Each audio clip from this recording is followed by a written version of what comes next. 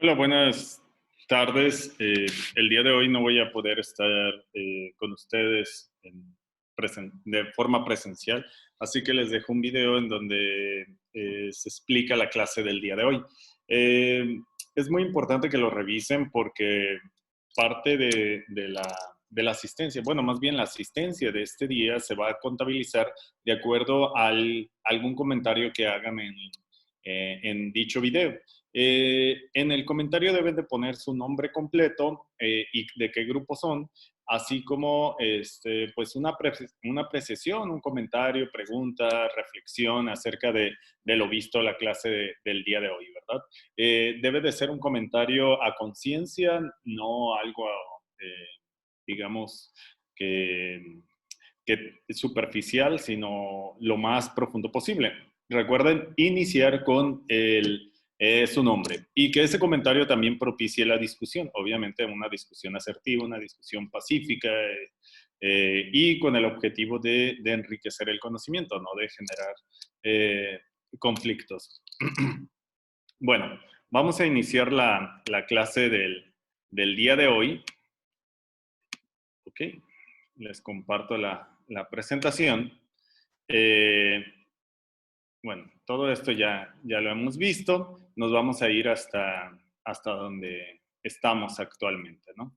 Ya hemos visto toda esta clasificación de los trastornos mentales, algunas características que deben de considerarse, ¿verdad? Algunos criterios que no debemos de dejar de lado porque pueden ser incluso hasta cuestiones éticas, ¿no? El poder que tenemos como profesionales de la salud es grande y debe de ser usado con bastante responsabilidad, ¿verdad? De manera resumida, esto es, digamos, el temario de los trastornos contenidos en el DSM-5. Como se darán cuenta, pues hay una gran variedad. Muchos de ellos son distintos o son clasificaciones diferentes al DSM-4. Ya se tienen algunos años trabajando con el DSM-5, así que probablemente no tendría mucho caso hacer estas comparaciones. Ustedes prácticamente van a cursar la carrera con el DSM-5 y seguramente la van a terminar con el DSM-5, ¿no? En mi caso, yo viví la transición del DSM-4 al DSM-5, así que sí tenía un poco más de relevancia hacer estas comparaciones, ¿no? Sin embargo, hay muchos residuos sobre todo en la praxis y ideológicos también, que pues se niegan a hacer estos cambios. Recuerden que eh, las modificaciones al DSM se hacen conforme a un consejo, ¿no? A este consejo que tiene la APA y que, bueno, se va a ver reflejado en las siguientes publicaciones del DSM. Sin embargo, pues no quiere decir que todos los psicólogos y psicólogas alrededor del mundo estén de acuerdo con las decisiones que toman digamos, la cúpula de estas personalidades, ¿verdad? Obviamente, pues aquí no es una cuestión de representatividad, más bien se supone que las discusiones se dan en los profesionales más prolíferos de las áreas de la psicología y de la psiquiatría para llegar a estas conclusiones. Bueno, la clase del día de hoy vamos a hacer un recorrido muy superficial, les advierto, sobre la estructura del DSM-5. Como todos los temas que vienen ahí, les insisto, no se trata de una clase de psicología clínica, en donde se tienen que ver más a fondo todos estos aspectos, ¿no? Sino más bien tenemos que tener una idea de cuáles son las bases o cuál es la lógica que guarda esta clasificación. Y recuerden también otra cosa, esta es una clasificación, quizá la hegemónica, quizá la más utilizada, pero no es la única, ¿no? Y esto tiene que ver con las diferentes concepciones que se tienen sobre la salud mental. Bueno, vamos iniciando.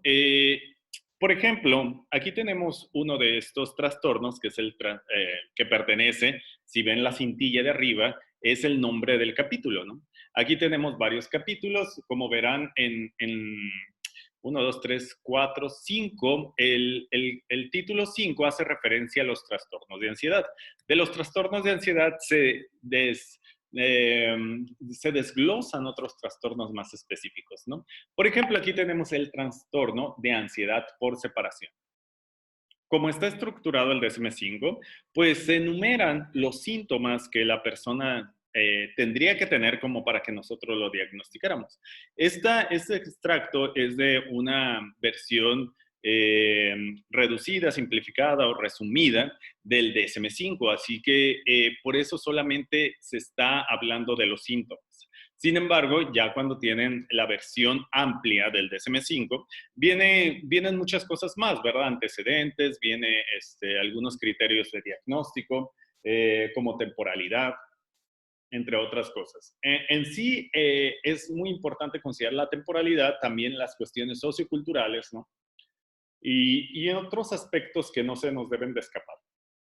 También la etapa del desarrollo, ¿verdad? No es lo mismo ciertas conductas o cierta forma de pensar de un niño de 3 años, de 4 años, a un adolescente de 15, 16 o a un adulto mayor, ¿verdad? O a un adulto joven. Va a haber muchas diferencias. Pero bueno, de manera muy general, tenemos que este trastorno por separación se puede caracterizar por 1, 2, 3, 4 síntomas específicos, ¿no? Y a la vez estos se pueden subdividir, como es el caso del inciso A, que dice, miedo o ansiedad excesiva e inapropiada para el nivel de desarrollo del individuo concerniente a su separación de aquellas personas por las que siente apego, puesta de manifiesto por al menos 3 de las siguientes circunstancias, ¿no? Entonces, quiere decir que de este inciso A se van a desprender otros cuantos.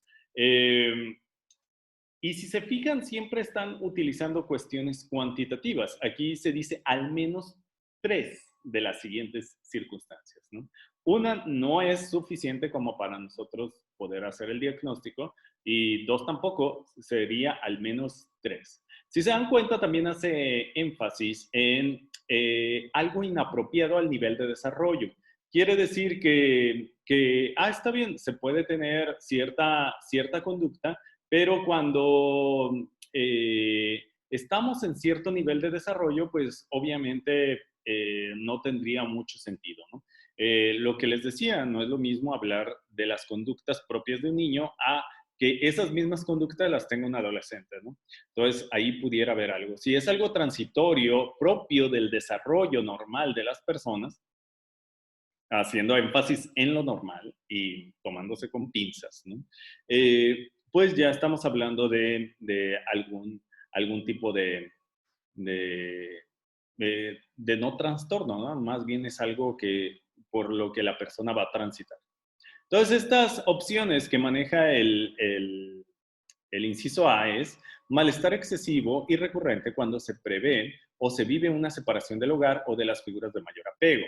2. Preocupación excesiva y persistente por la posible pérdida de las figuras de mayor apego o de que puedan sufrir un posible daño, como una enfermedad, daño, calamidades o muerte. 3. Preocupación excesiva y persistente por la posibilidad de que un acontecimiento adverso, por ejemplo, perderse, ser raptado, tener un accidente, enfermar, cause la separación de una figura de gran apego. Es decir, si se dan cuenta, todo punto debe de ser analizado y tiene un porqué, ¿no? Recuerden que este manual es extraído o se ha redactado a través de la experiencia clínica de muchos profesionales de la salud mental, ¿no? Psicólogos y psiquiatras, ¿no? Entonces, aquí el detalle es que todo esto tiene un porqué y por eso se ha ido modificando poco a poco.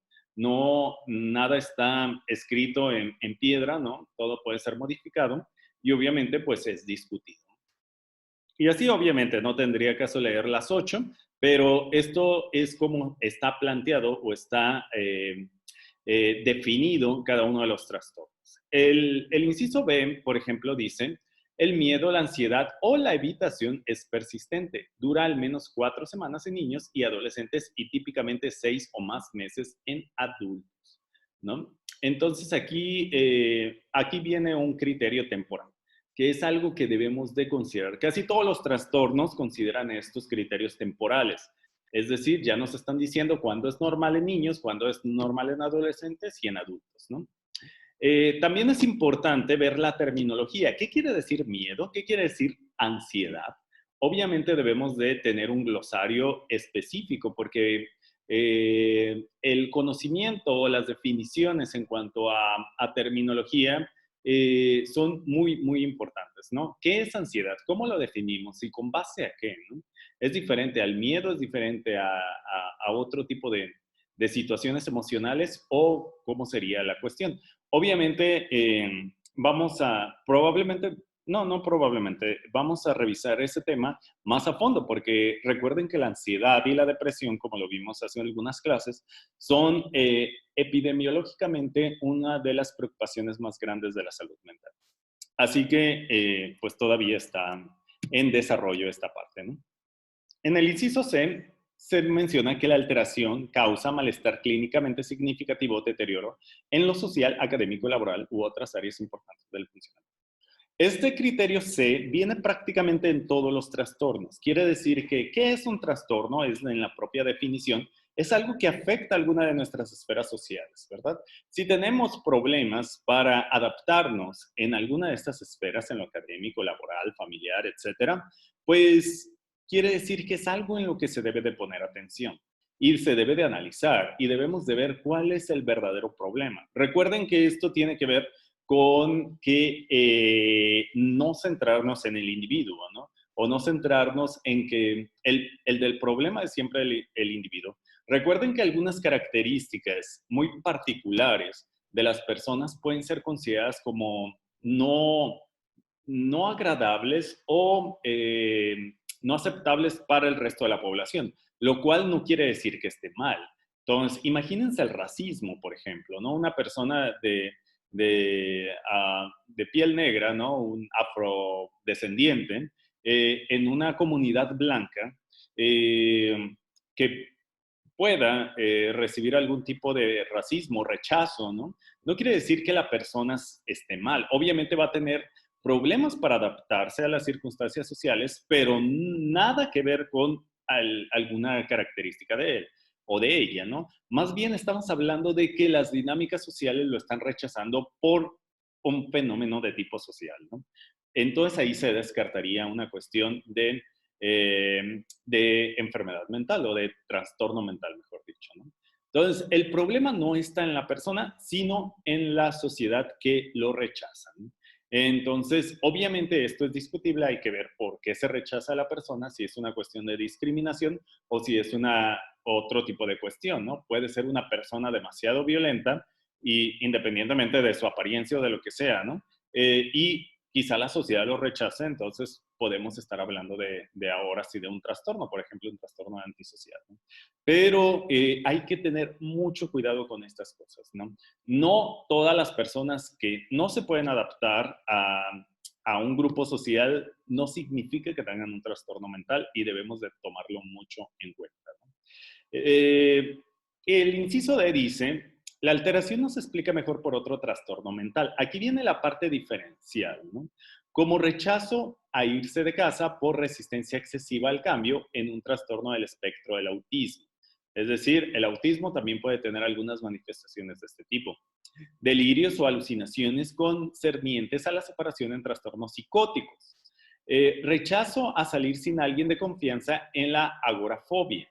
Preocupación por una salud enfermiza u otro daño que puede suceder a los allegados u otros significativos en el trastorno de ansiedad generalizada, o preocupación por padecer una enfermedad en el trastorno de ansiedad por enfermedad. Es decir, debemos de hacer un diagnóstico diferencial en el cual eliminar las otras cuestiones. Si el cuadro clínico encaja más en algún otro trastorno, pues ya no podríamos definir esto como el trastorno de ansiedad por separación, sino probablemente una agorafobia, probablemente un trastorno psicótico, probablemente algo del espectro autista, ¿no? Entonces, debemos de tener mucho cuidado en este tipo de aseveraciones.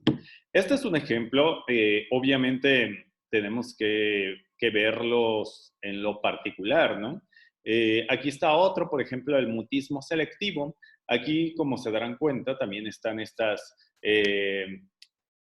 5 características o síntomas que se deben de presentar para que ustedes puedan diagnosticar este caso. Por ejemplo, fracaso constante de hablar en situaciones sociales específicas en las que existe expectativas por hablar. Por ejemplo, en la escuela, a pesar de hacerlo en otras situaciones. Ahí viene un contraste contextual, ¿no? O sea, habla en casa, pero no habla en la escuela, ¿no? Entonces, estamos hablando de un mutismo selectivo. El B, la alteración interfiere en los logros educativos o laborales o en la comunicación social. Aquí viene la cuestión de las esferas sociales en las que las personas se desenvuelven.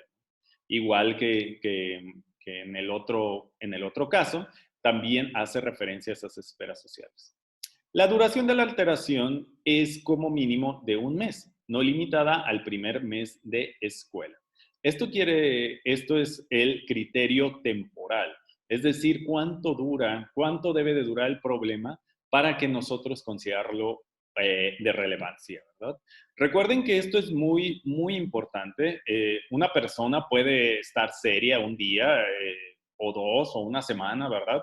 Pero si ya estamos hablando de un mes, pues ya es algo preocupante. Entonces, ¿en qué situaciones alguien puede tener mutismo? Que no se sienta cómodo con las personas que están a su alrededor, que se sienta mal físicamente, ¿no?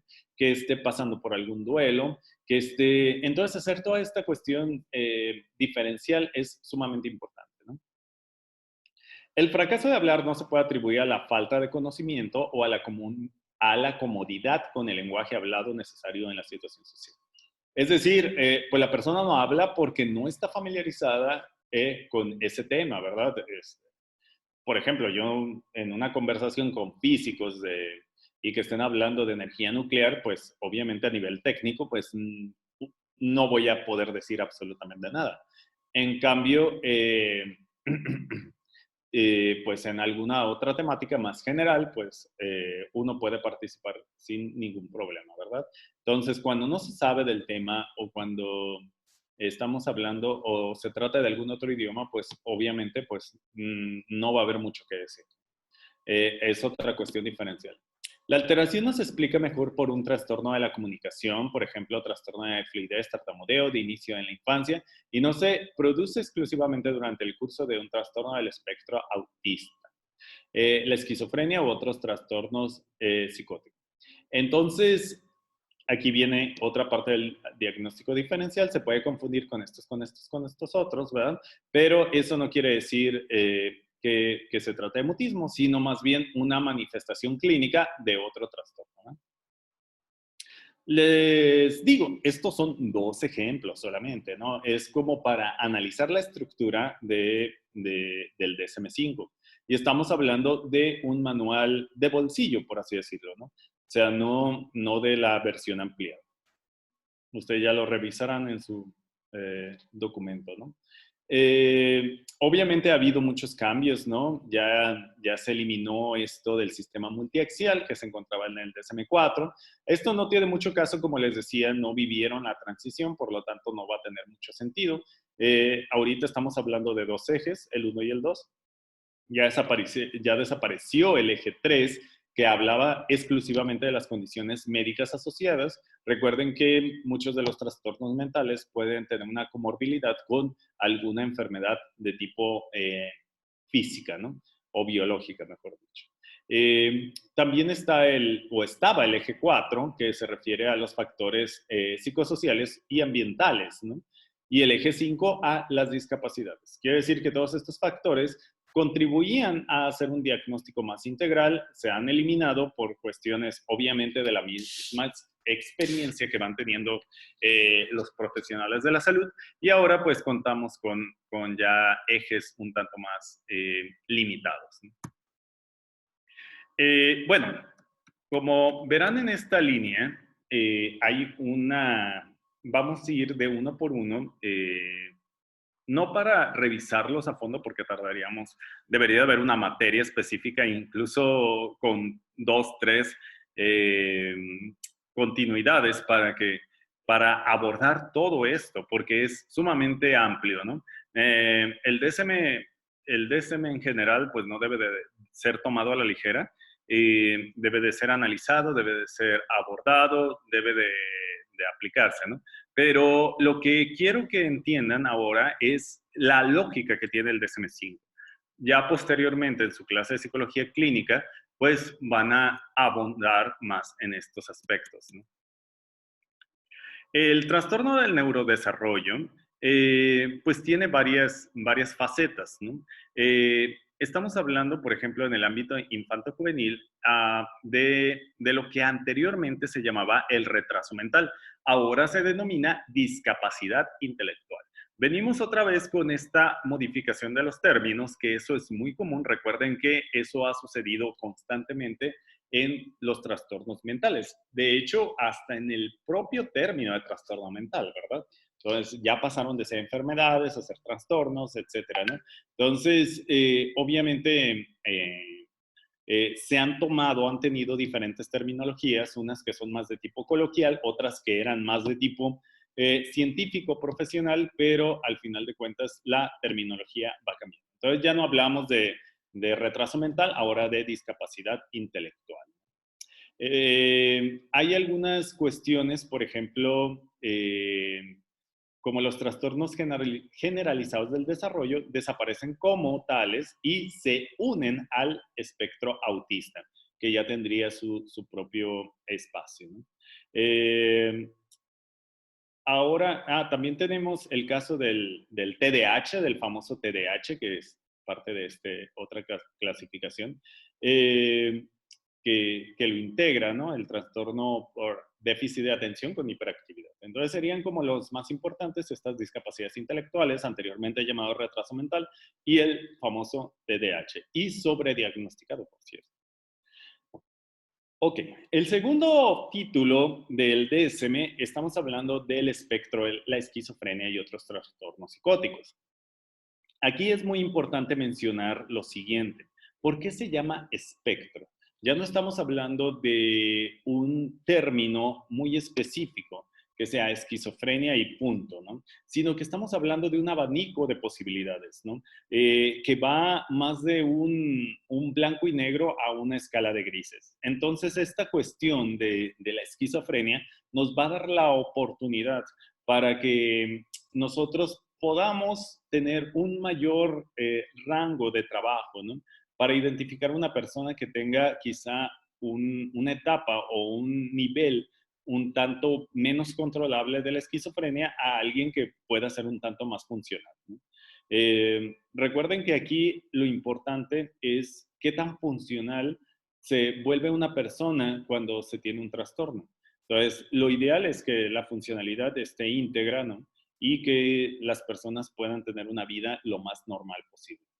Pero este es el segundo tema, el segundo título del DSM-5, muy amplio.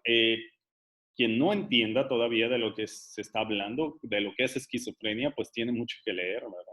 Porque ya a estas alturas se debería de tener un amplio conocimiento de las manifestaciones, al menos clínicas, de este trastorno. Seguimos con el trastorno bipolar. Este trastorno bipolar, pues, se separó de los trastornos depresivos en donde se encontraba y se puso en un título intermedio entre la esquizofrenia y entre los trastornos depresivos en donde pertenecía. Este también ha tenido varios cambios a lo largo del tiempo. En un inicio se le llamó trastorno maníaco depresivo, ¿no? En el cual describía los episodios en los que se tenía o que se podía presentar este trastorno, ¿no? En esa manía, en esa parte de euforia, tanto emocional como conductual y cognitiva, a la otra parte o la contraparte que sería la depresión. Obviamente hay muchas manifestaciones, hay predominancia de depresión, hay predominancia de la cuestión maníaca, entre otras cosas, ¿no? Pero bueno, estamos hablando de esta generalidad y de este otro capítulo, ¿no? Le sigue estos trastornos depresivos, que estamos hablando del trastorno depresivo mayor, digamos, el rey de este capítulo, y cuya presencia clínica o relevancia clínica es sumamente importante, ¿no? Entonces, epidemiológicamente tenemos a la depresión como uno de los trastornos más importantes. Y también tenemos a la distimia. La distimia, pues, se caracteriza por esa parte de una depresión un tanto más moderada, pero aún así sigue teniendo sus dificultades, ¿no? Tenemos algunos cuadros nuevos, como el trastorno disfórico premenstrual o el trastorno del estado de ánimo disruptivo y no regular, ¿no? Obviamente, como lo vimos en un inicio, los trastornos mentales iniciaron con una pequeña cantidad, ahora estamos hablando de trastornos más específicos y que se han ingresado debido a su ocurrencia en el ámbito clínico, ¿no? Ok. Seguimos con otro de los protagonistas de los trastornos mentales o que afectan mucho a la salud mental, el cual es la ansiedad. Se sacaron algunos otros trastornos como el estrés postraumático, el TEP y el trastorno obsesivo compulsivo, ¿no? Entonces, ya se le da un carácter más específico eh, para tener más, digamos, darle más énfasis a esta clasificación de la ansiedad, ¿no? Recuerden que hay que definir muy bien la ansiedad, también queda como tarea estudiar o definir o buscar definiciones qué es ansiedad. Lo vamos a discutir la siguiente clase, vamos a discutir qué es depresión, qué es esquizofrenia y qué es ansiedad, que serían como, digamos, de los más comunes, pero sí de los que puede haber más confusión, ¿no? ¿De qué estamos hablando? Bueno, seguimos con uno que se parece mucho al anterior y con el cual se le confundía, que estamos hablando del trastorno obsesivo compulsivo y los trastornos relacionados o el famoso TOC. Entonces, este trastorno no tenía su propia clasificación, pero debido a su singularidad y a su protagonismo en muchos de los pacientes clínicos con los que se han trabajado, pues las estadísticas mostraron una importancia de este trastorno, ¿no? Y ahorita, por lo tanto, estamos hablando de un trastorno que tiene identidad propia y que debería de ser clasificado en una nueva categoría. Eh, Obviamente, también tenemos algunos cuadros nuevos, por ejemplo, el trastorno de acumulación, que es algo que se ha identificado y que las personas lo hacen. Obviamente hay que tener cuidado porque el problema con estas clasificaciones es que a todos los queremos encajar. Ah, tú tienes el trastorno de acumulación porque eres muy quilichento, ¿no? Debemos de pensar más en algo distinto. Realmente la persona está pasando por este trastorno de acumulación y está acumulando, vaya la redundancia, muchas cosas. ¿Por qué razón? ¿Por qué razón lo hacen? Entonces debemos de tener cierto cuidado, ¿no? Para clasificar. Y recuerden que este trastorno debe de generar un cierto nivel de incomodidad. Es decir, si a la persona se le dificulta no acumular, entonces ya estamos hablando de ese trastorno, ¿no? Recuerden que no es lo mismo acaparar o cuidar cosas o guardar cosas porque ustedes coleccionan algún tipo de objetos, a tener a que esa línea se pase y su casa está lleno de cosas porque no se quieren deshacer de nada, ¿no? Entonces, eso ya se convirtió en un cuadro clínico. También tenemos el trastorno de escoriación, que es arrancarse compulsivamente la piel. Eso es sumamente extraño, pero pues está clasificado en este trastorno obsesivo compulsivo, ¿no? También tenemos al trastorno dismórfico corporal, ¿no? Que tiene que ver con nuestra percepción del cuerpo, ¿no? Que es incorrecta o es excesivamente sesgada por otros factores, ¿no? Entonces, esto se ve muy presente en personas con algún, o se asocia o hay una comorbilidad con las personas con trastornos alimenticios. O también tenemos a la tricotilomanía, que es arrancarse el cabello, ¿no? Entonces,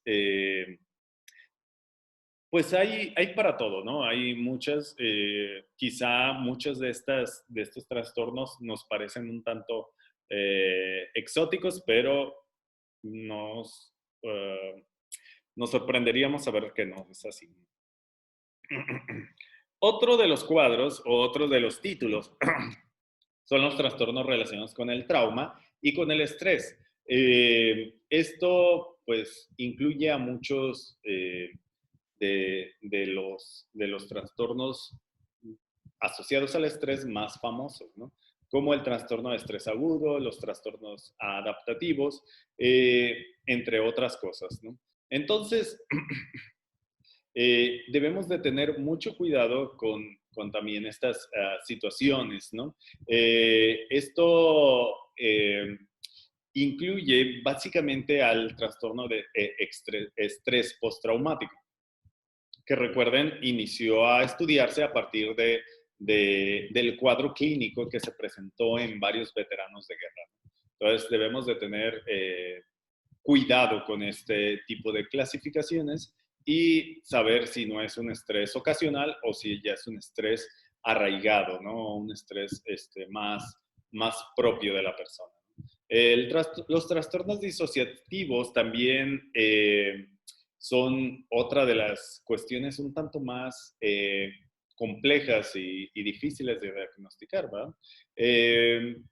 Quiere decir o se define como la interrupción o discontinuidad de la integración normal de la conciencia, la memoria, la identidad propia y subjetiva, la emoción, la percepción, la identidad corporal, el control motor y el comportamiento. Quiere decir que todas estas cuestiones se asocian a una distinción. Imagínense ustedes que tengan algún problema de su propia conciencia, es decir, esta forma en la que se segmenta o se fragmenta su propia conciencia. Es lo que popularmente se conoce como personalidades múltiples. Hasta hay películas acerca de eso. La cultura pop ha hecho mucho énfasis en estas personalidades múltiples. Obviamente las exacerban, son muy excesivas, pero pues sí se han identificado clínicamente, ¿no? Entonces esa fragmentación de la personalidad que un solo individuo puede contener varias personalidades, dos o más personalidades, pues se asocia con este tipo de trastornos disociativos. Los trastornos de síntomas somáticos y trastornos relacionados, recordarán, por ejemplo, que el psicoanálisis desarrolló mucho esto, que ya no se utilizan los términos o no se utilizan en el DSM, pero sí en la terminología psicoanalítica como tal. Eh, Tenemos aquí, por ejemplo, aquellos trastornos como la histeria o las neurosis, ¿no? Que eran esos trastornos en los que incluían síntomas somáticos o que comúnmente ya los psicólogos y psicólogas decimos está somatizando, o sea, está convirtiendo un trastorno psicológico una alteración psicológica en algo más físico, ¿no? Dolor de cabeza, incluso hasta ceguera, imposibilidad de caminar, en los casos más extremos y que fueron documentados principalmente como por los psicoanalíticos, perdón. Entonces, tiene que haber una distinción muy importante, saber distinguir entre ese trastorno y una enfermedad biológica como tal, ¿verdad? Asociada a otros agentes como bacterianos, virales, genéticos, etcétera, ¿no? Entonces, esto es sumamente interesante, ¿no? Algo que ustedes pudieran revisar es el efecto nocebo, que el efecto nocebo sería lo, lo antagonista al efecto placebo, ¿verdad? Es la idea de que las personas puedan eh, manifestar o desarrollar algún síntoma físico a través de esta sugestión. Pero bueno, también los dejo a que lo exploren más, es muy interesante y para que lo consideren.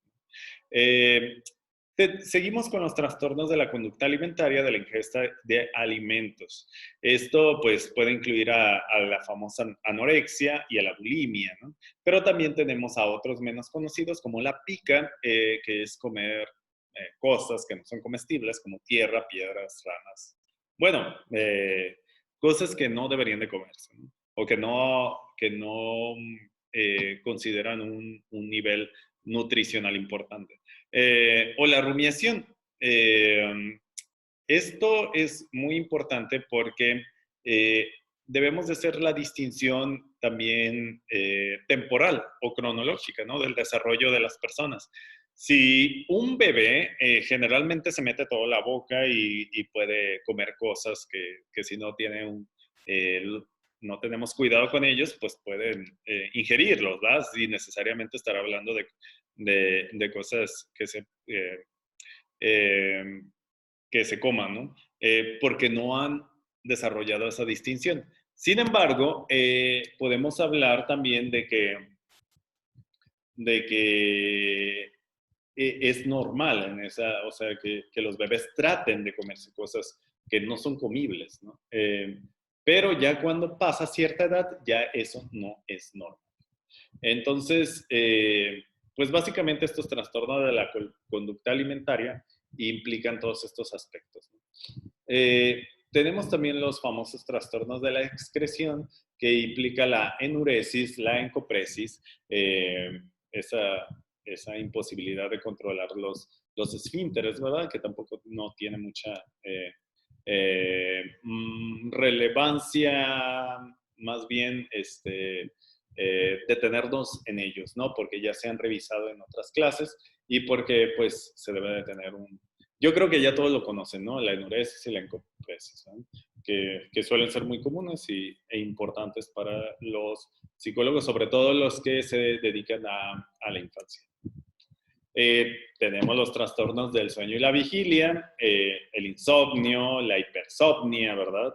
La narcolepsia, el trastorno del sueño relacionado con la respiración o la apnea del sueño, trastornos del ritmo circadiano del sueño vigilia, trastornos del despertar del sueño no REM, trastornos de pesadillas, trastorno del comportamiento del sueño REM, síndrome de las piernas inquietas y trastorno del sueño inducido por sustancias o medicamentos. Entonces, también aquí hay que poner mucha atención. No es lo mismo no dormir una noche por alguna situación a que sea o que se prolongue por meses. Entonces, recuerden que los criterios para descartar o discriminar algún otro tipo de malestar deben de ser muy, muy específicos. Es sumamente preocupante que hay personas que utilizan algún tipo de ansiolítico cuando no pueden dormir una noche, ¿no? O sea, debemos de, en términos coloquiales, aguantar, ¿verdad?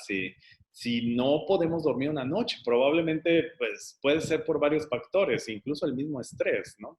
Pero eso no nos debe de orillar a consumir algún tipo de producto o algún tipo de fármaco relacionado con esto, ¿no? Debemos de, ahora sí, descartar todas las posibilidades.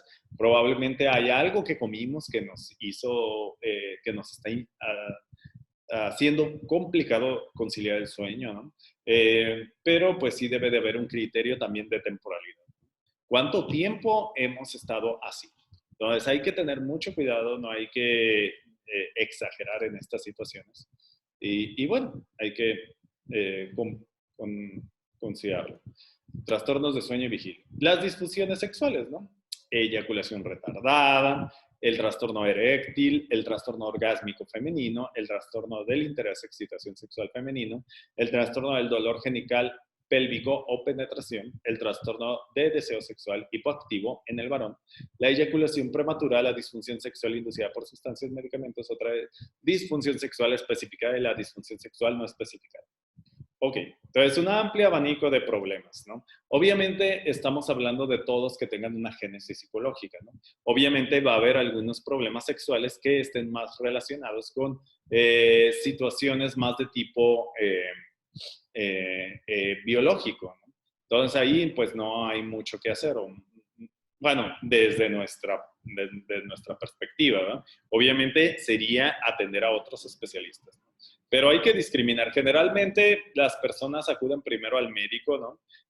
Para este tipo de problemas. Ya si no resulta o si los mismos médicos identifican que es un problema más de tipo psicológico, pues ya los van a canalizar con ustedes. Bueno, La disforia de género, ¿ah? La disforia de género es un remanente, es un trastorno residual eh, que pues también yo creo que tiene sus días contados, ¿no? De la homosexualidad. ¿Qué quiere decir esto? Se define como la incongruencia de género. Y recuerden que género es diferente a sexo. Género es un concepto social y que tiene que ver con todo lo que se engloba en los conceptos de masculino y femenino, independientemente de si eres macho o hembra, hombre o mujer, lo que sea, ¿no? Entonces, el género es una construcción de tipo social y esta cuestión de la disforia de género hace referencia a ese malestar que pueden tener las personas por sentirse incómodos entre el género experimentado o expresado por aquel que realmente desearían tener, ¿verdad? Entonces, esto se diagnostica principalmente a las personas, por ejemplo, que, que no están o se sienten intranquilos por el género que tienen. Por ejemplo, en el caso de las personas trans, no quiere decir, hago la aclaración, que las personas trans tengan un problema o un trastorno mental. Todo lo contrario, ¿no? Más bien, lo que plantea el DSM es que es ese malestar conforme a esto, ¿no? Digamos que aquí el detalle, como se los planteé en un inicio, que tenía los días contados, es que al final de cuentas estamos hablando de un problema que está relacionado más con la sociedad que con un trastorno psicológico, ¿no? La persona no puede expresar su género o no puede explayarse libremente precisamente por el pensar en qué van a pensar los demás, ¿no? Quien lo logra hacer, pues lo manifiesta a nivel social, pero ¿cuántas personas no están viviendo un género al que no quieren pertenecer, ¿verdad? Entonces, por eso creo que este trastorno pues ya tiene sus días contados y se irá a la historia del DSM, ¿no? Y lo mismo que pasó con la homosexualidad, ¿no? Entonces, simplemente se explicaría mejor este problema por problemas de tipo sociales o psicosociales que de tipo meramente psicopatológicos, ¿no? Entonces, este es un claro ejemplo de cómo se está modificando el DSM-5. Siguen los trastornos del control de los impulsos disruptivos y de conducta, ¿verdad? Que tienen que ver con el autocontrol emocional y conductual. Por ejemplo, el trastorno explosivo intermitente, la piromanía, la cleptomanía, ¿verdad? Las manías en general. Y bueno, el rey de esto sería el trastorno antisocial, ¿verdad? Que se caracteriza por ejercer daño sobre otras personas o animales. Los trastornos adictivos y relacionados con sustancias, aquí tenemos un amplio abanico, ¿verdad? Todo, si ustedes revisan el DSM-5, ahí se desprende, no, pues adicción a la cocaína, a la marihuana, al alcohol, al tabaco, a las drogas químicas, entre muchas otras cosas, ¿no? Y también se añaden otros cuantos que no precisamente son eh, de sustancias, sino al juego, por ejemplo, ¿no? El trastorno del juego se añade a esta familia de trastornos adictivos. Los trastornos neurocognitivos que tienen una base fisiológica, pero también le podemos encontrar un lado psicológico. Los más conocidos pues son la demencia y los trastornos amnésicos, ¿no? Entonces, pues esto es lo que los puede caracterizar. Los trastornos de personalidad, entonces ya se vuelven parte de un solo capítulo. Tenemos tres clusters o tres grandes grupos. El primero hace referencia al trastorno paranoide, al esquizoide y el esquizotípico, que obviamente cada uno tiene su propia definición. El clúster B es el trastorno antisocial, el límite, el histriónico y el narcisista, y el clúster C, el evitativo, dependiente y obsesivo compulsivo, ¿no? Si se dan cuenta, todos tienen alguna relevancia con algún trastorno que ya se vio. Aquí lo interesante o lo peculiar es que van a caracterizar o se van a asociar con algún tipo de, de estos trastornos, pero a un nivel cuantitativo menor, ¿verdad? Y que va a ser propio de estas personas, pero aún así les va a generar algún tipo de problemas. Los trastornos parafílicos, ¿no? Tenemos una gran variedad de estos, ¿no? El voyeurismo, exhibicionismo, froteurismo, masoquismo sexual, sadismo sexual, pedofilia, fetichismo, travestismo, bueno, en general, entre otras cosas, ¿no? Nada más, cabe mencionar que también estos están siendo depurados porque para que sea un trastorno tendría que haber eh, una, un daño a terceras personas, ¿verdad? Esto no quiere decir que el abanico de la conducta sexual esté, pues digamos, limitada, más bien, o que algo que sea raro o no sea convencional sea considerado un trastorno, como es el caso del fetichismo, ¿no? Un fetiche no tiene que ser un problema en sí. El problema es cuando se afecta a terceras personas o a animales o a otras, bueno, en general a eso, ¿no? Y hay otras que estamos hablando de cuestiones incluso legales, ¿no? Como es el caso de la pedofilia, que implica pues ya que está trastocando pues algunas cuestiones legales que más que un trastorno se va a convertir en un delito. Entonces es muy importante hacer esta aclaración para que necesita haber,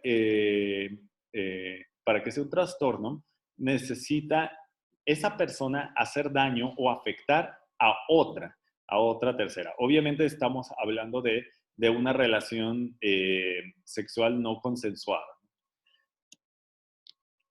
Bueno, también hay otras categorías residuales en donde entran todo lo que no podamos clasificar. Recuerden que el DSM se está eh, rehaciendo constantemente, ¿no? En este caso, pues tenemos esta categoría residual en la que incluyen todos aquellos trastornos que no se, que no podemos encajonar en cualquiera, lo cual es raro porque pues ya con los años que se tienen, ya todos han de haber encontrado algún nidito, ¿no? En donde prosperar.